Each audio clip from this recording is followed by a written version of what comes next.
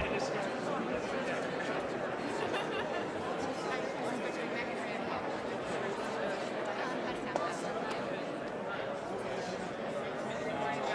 morning, everyone.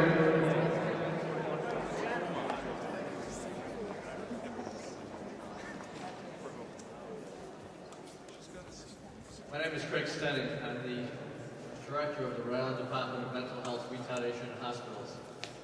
I welcome all of you here this morning for this extremely important press conference. We're here today to talk about the Surgeon General's call to action to prevent and reduce underage drinking. This is an issue that affects all of us in many ways. In highway deaths, in longer-term substance abuse use, in chronic health problems, increased health care costs, and emergency room visits.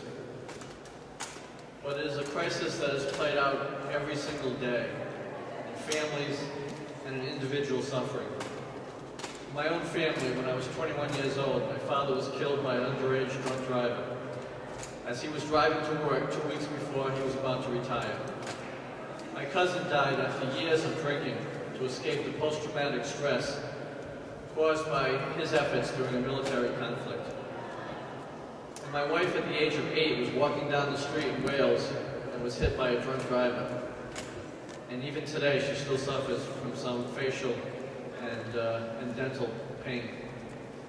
So this is an issue that draws passion on behalf of many of us, as well as praise for the Surgeon General's call to action. This is a very, very tight schedule. I have 3 pages of long biographies on each of our speakers, and you can see the number of speakers that we have. So I am suspending the resumes and the bios. I hope no one's offended by that. But what I've decided to do is just to pick 1 or 2 phrases that connect each of the speakers to today's program. Governor Donald Carcieri is serving his 2nd term as our 57th governor. You all know his background in business as well as in government. However, Don Carcieri truly represents what I think is the very best about Rhode Island as a father and as a grandfather. He is keenly aware of the human tragedy of family crisis. When he began his 1st term, he was faced with the Station 5. And I personally saw his pain, his compassion, and yes, even his tears. Throughout our state's fiscal crisis, he has talked not about numbers, but he's talked about people. And every time there has been an underage drunk driver killed in Rhode Island, he has responded with the question, what can we do better? I can think of no better governor throughout our country to welcome today to the Surgeon General's call to action, Governor Donald Carcieri.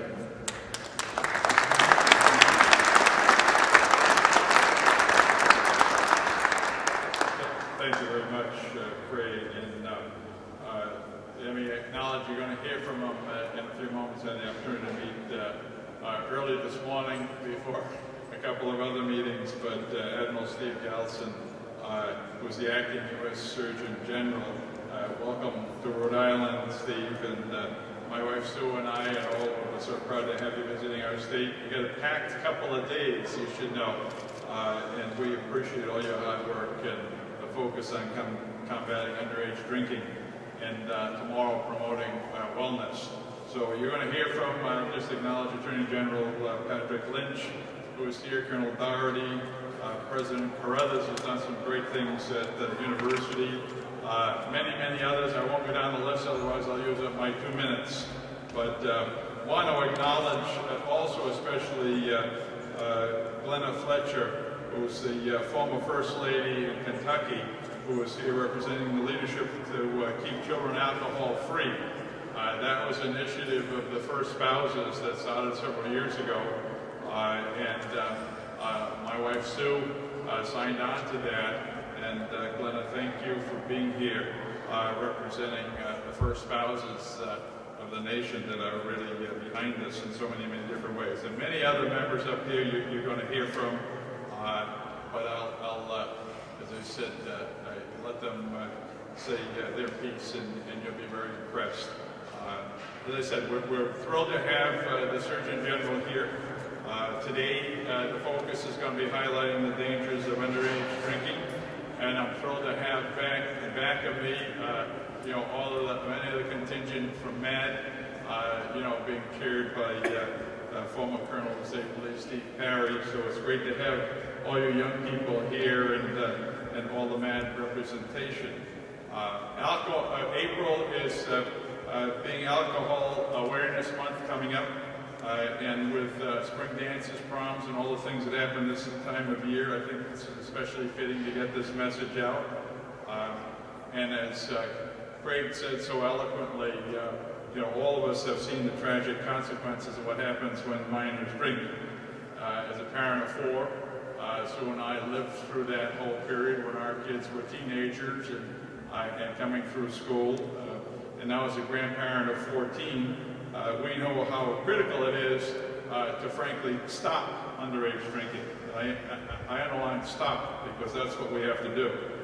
This is a hugely important public health issue that the Surgeon General has made a focus of his efforts. Just to give you a couple of quick statistics, because you say, why Rhode Island? I'm thrilled that he's here, and we're emphasizing this, but the 2006 National Survey on Drug Use and Health, 36% of youth aged 12 to 17 and 18 to 25, 36%, more than 1 in 3, reported past month alcohol use in Rhode Island.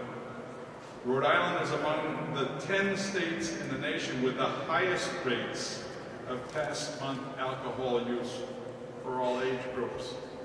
We have seen the results. Rhode Islanders have seen the results and the terrible news headlines of fatalities as a result of this. 23% of the same age group reports past month binge use. 23% of the same age group reporting past month binge use. Even more troubling, in my mind, is only 38% of youth aged 12 to 17 in Rhode Island see great risk in binge drinking. Less than 38%, only 1 out of 3 see any risk in binge drinking. And the data is clear. Youth who begin drinking before age 15 are 5 times more likely to develop alcohol dependence than those who begin drinking at age 21. And in 2000, I don't know whether you got 2, I guess is the last point when we got data here, we had 180 youths ages 12 to 20 that were admitted for alcohol treatment in Rhode Island.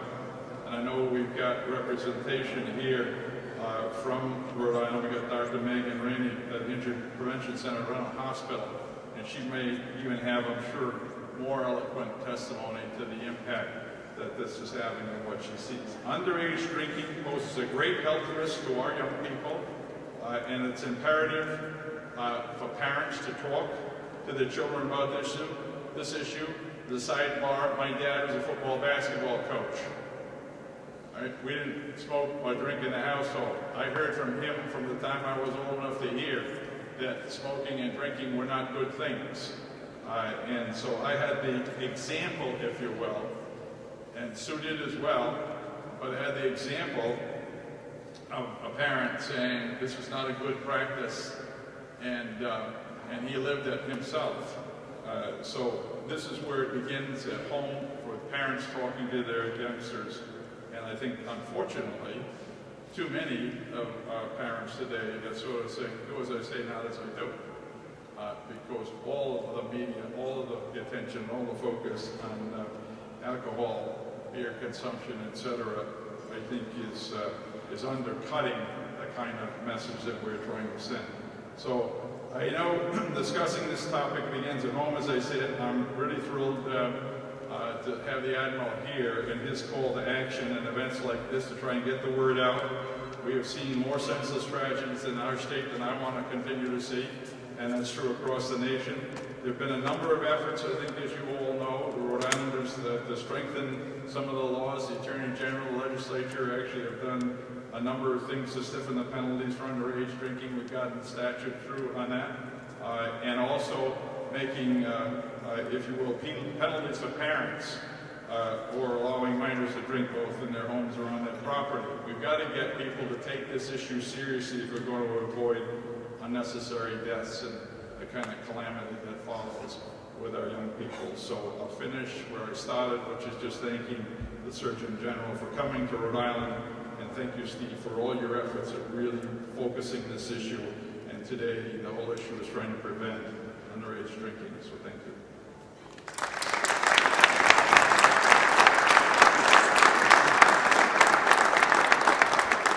Thank you, Governor. I would like to acknowledge Mayor Doyle, Mayor Avedisian, Mayor Lombardi, and Senator Bates, who are also with us today, underscoring the importance of this issue. It's now my pleasure to introduce the First Lady of the state of Rhode Island. You may ask why the First Lady. Her connection to this issue has been deep and has been passionate since she first began as our First Lady. She has taken an active role in the national leadership to keep children alcohol-free.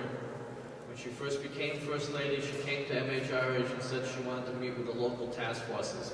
She's done that every year since her husband has been in office. She, in the past, was a teacher, but more importantly, as a mother and as a grandmother, she feels very strongly about this issue. It's my pleasure to introduce the First Lady, Ms. Susan Carcieri.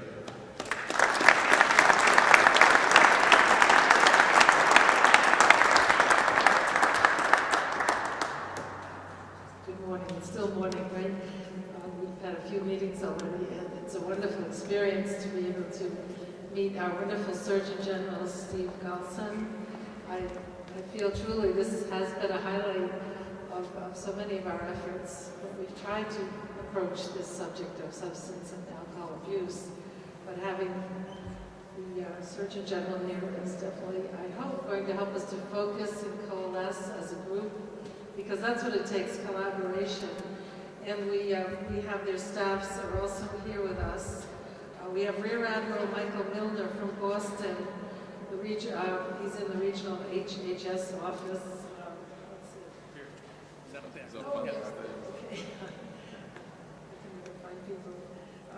As the governor mentioned, we also have former First Lady Glenna Fletcher from Kentucky. She's very active in the national leadership to keep children alcohol-free, and this is Glenna. I'm glad she's here. We had an opportunity to meet as first spouses in the past. Also, Stephen Wing from the Substance Abuse and Mental Health Services Administration. This is a national position. I've gotten to meet these people this morning. I'm already impressed with how much they're doing, and we really have to, as a state, join them even more than we have. Also thanking all of the guests and speakers who are here to answer the Surgeon General's call to action to prevent and reduce underage drinking. As I was reading those words, call to action, they almost became neon, or as if they had a yellow pen running through them, because I find those words very, very important to me, that we need to make this a pivotal moment. We perhaps have been lax, perhaps hoping for the best, that our laws around the edges are kind of doing something, but when you hear statistics, it does show you we need a more forceful effort, a more concentrated effort. And so the words call to action are speaking to me, I hope everybody who is here today and beyond. Now, I am the First Lady, as you heard, but today I'm standing here as a member of the leadership to keep children alcohol-free.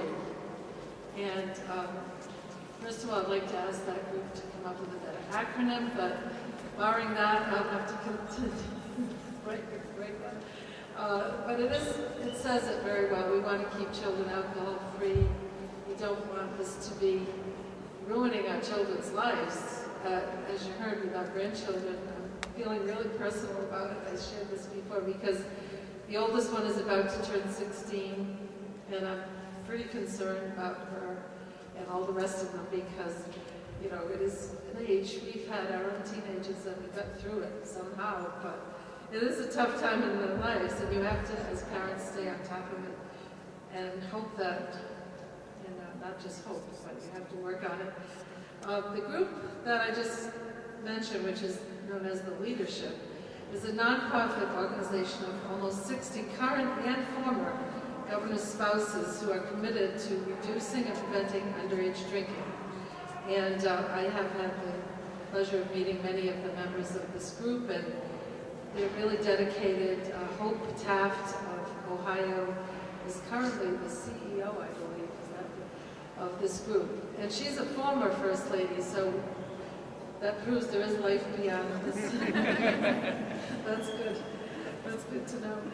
The leadership works in partnership with the Surgeon General, and that's a unique relationship because the Surgeon General is here today because he was meeting with that group in Washington recently, and my assistant, Cheryl Martone, who was over here, sorry Cheryl, but she has pulled us all together, and she met with the Surgeon General and was persuasive to encourage him to come here, and I appreciate that very much. And so that happened at the recent meeting in Washington. We're trying to basically raise up the level of understanding of what a serious and really potentially dangerous issue this really is. I'm kind of preaching to the choir, but it says here that drinking is not just a rite of passage for our children. Drinking is not an inevitable youthful behavior, which I would attest to. I came from a different era when it was pretty much frowned upon to really participate in alcohol abuse or even any drinking at all. My best friend and I christened our high school mugs with a cup of tea. We put tea in our mugs. True. Okay, some of the guys had these, but the girls, no way. We considered ourselves better than that, really. So I hope we can bring that back. It's pretty, sounds like dinosaurs. And children are impressionable, and they learn from our example. And each parent has to realize what their behavior is doing to their kids. If you feel that you are, perhaps indulging too much in front of the children. For instance, we've outlawed alcohol at our children's birthday parties, the grandchildren, adults, that would be when they don't have it either. So children must understand that drinking is not fun. It is a dangerous activity that can harm them and others. I have a few statistics here, and I'd be repeating, so I don't want to do that. The governor gave you those. The bad news is that Rhode Island still has one of the worst underage drinking rates in the nation.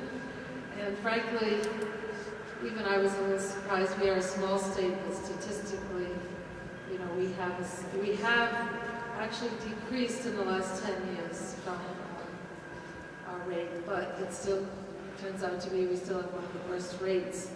So I stand before you today just as a grandmother who cares about all the children of Rhode Island, including my own, because I see this as a time when we are getting a call to action. And I'm feeling it. I hope you all are, because I detest the things you read in the paper, as my husband alluded to. Something happened just north of us, north of the border in Attleboro, when I saw that on the news. The mother of that young girl who was at I don't know what to call that, a bash.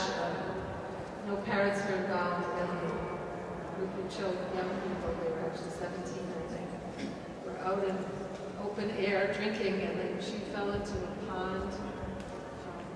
And the mother is now going around from school to school to school, and it's heartbreaking. And I just saw that the night before last. And I decided, we really don't want to hear these things again. If possible, we can all help to, work on it from our own perspective. So thank you all for being here, particularly to the Surgeon General. Thank you.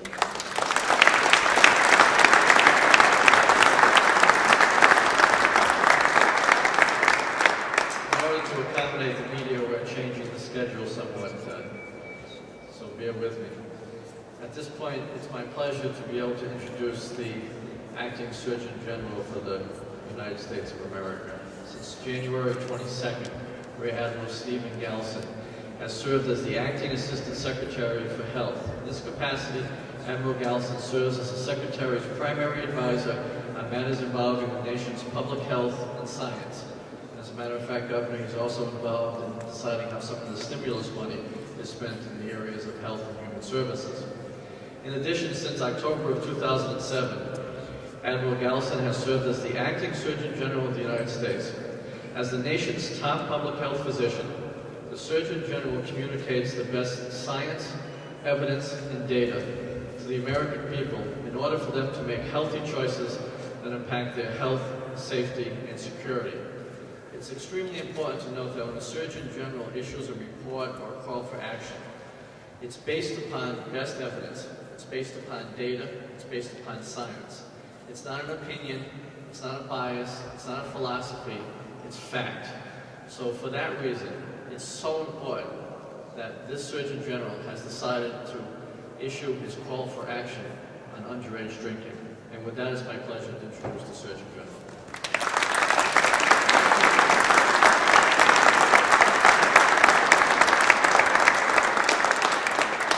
Thanks very much, and I am so thrilled to be here today. I have felt an extremely warm Rhode Island welcome since the moment I stepped off the plane here yesterday evening, and it especially a thrill for me to be here talking in your beautiful state capitol with your leadership, with so many young people. I'm also touched that my own son Victor and his friend Will Friedman are here visiting from Dartmouth College. So this has important meaning to me as a dad, and it's great to be among all of you. The First Lady, as well as your public health officials, and of course Dr. Carruthers and the Governor have done an excellent job of describing and working on the issues of underage drinking, as well as the risks and the consequences. Curtailing underage drinking has been one of my top priorities as the acting U.S. Surgeon General. Students as young as middle school are very, very much at risk. The science shows that youth who begin drinking, as we heard from the Governor, before age 15 are 5 times as more likely to have alcohol problems as they get older, over the age of 21. We know there's a spike in violent crimes, suicides, injuries, and traffic fatalities directly attributable to underage alcohol use. Increased numbers of young people are taken into custody, incarcerated, and the costs of addiction treatment are enormously high. Alcohol is the most widely used and abused substance among our nation's youth, more than tobacco and more than illicit drugs combined. Over the last few years, there's been a significant decline in tobacco use, a decline in illicit drug use among teens, while underage drinking has continued and remained at a consistently high levels. This is a public health issue. We need to tackle it. It's a law enforcement issue. It's a mental health issue, and it has enormous economic costs as well as the human costs. Underage drinking costs the citizens of this state about $1,700 annually for each youth in the state. $1,700 for each youth in Rhode Island. I can't even begin to estimate the human costs associated with underage drinking. I know that the toll, and we've heard from the First Lady about the very human side of this, the toll is unacceptably high for our families. It's heartbreakingly high for anyone who has been involved in a family member or a friend that has been impacted. So the risks and the consequences of underage drinking moved the Office of the Surgeon General to release this call to action to prevent and reduce underage drinking 2 years ago, and that's what really has brought me here to the steps of the Capitol today. As early as age 8 or age 9, our children are confronted with decisions about alcohol on a regular basis in many settings, including in their homes and in school. And that's why it's so important that we make sure that they have accurate information. By making sure this information is easier to understand and available, we make it easier to get our message across. It brings to mind an important priority of my office, and that is health literacy, making sure that individuals that we're trying to communicate to about health get that information in a language and with a cultural competence that makes it effective. When a middle school student can't understand the effects of alcohol use can have on them and their family, it's a problem. So we have to adopt our message to meet the audience that we're trying to reach. I commend the First Lady for her leadership in reaching out to help young people become more literate and more discerning about the consequences of underage drinking. I'm spending the day traveling around the state, learning more about what's being done at the level here, at government levels, and at community levels as well. We can only be effective at combating underage drinking when we make the connections between the public health community, between law enforcement, between public safety, school systems, faith-based organizations, and parents, circling back always to the young people like the ones that are here. I like what I've seen so far since my very first meeting with judges this morning. My sense is that all of you in this great state are part of your efforts to curb and prevent underage drinking. I'm here to try to energize you, keep you focused, but I know what I've seen so far bodes well for this state, bodes well for your future. You've got the great conditions that are needed to make progress in this state, and I wish you every success moving forward. Thank you very, very much.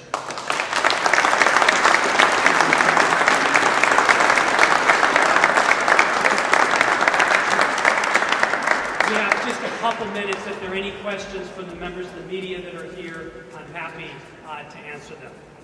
Yes? What's the most important thing a parent can say or do to his child or her child? The question is, what is the most important thing that parents can do? And I would say there are two things. The first is to be an excellent role model. Some of my friends who are parents, and I've heard these stories from parents all over the country, they don't realize our young people from very, very young ages are watching our behavior, demonstrating moderation, demonstrating appropriate drinking behavior is very, very important. We have to exhibit good role modeling if we expect our young people to follow us. The second thing is to have an open level of communication with our young people. Talk about it openly. There is no age that is too young to start talking about underage drinking and other drug use. As soon as our young people can understand and communicate, we can start talking about it. And we know if we don't, they're going to get messages from the media, from television, from Facebook and other sources. So communicating and setting good behavior models is what is absolutely key. Any other questions? Okay, if not, we'll move on to, thank you.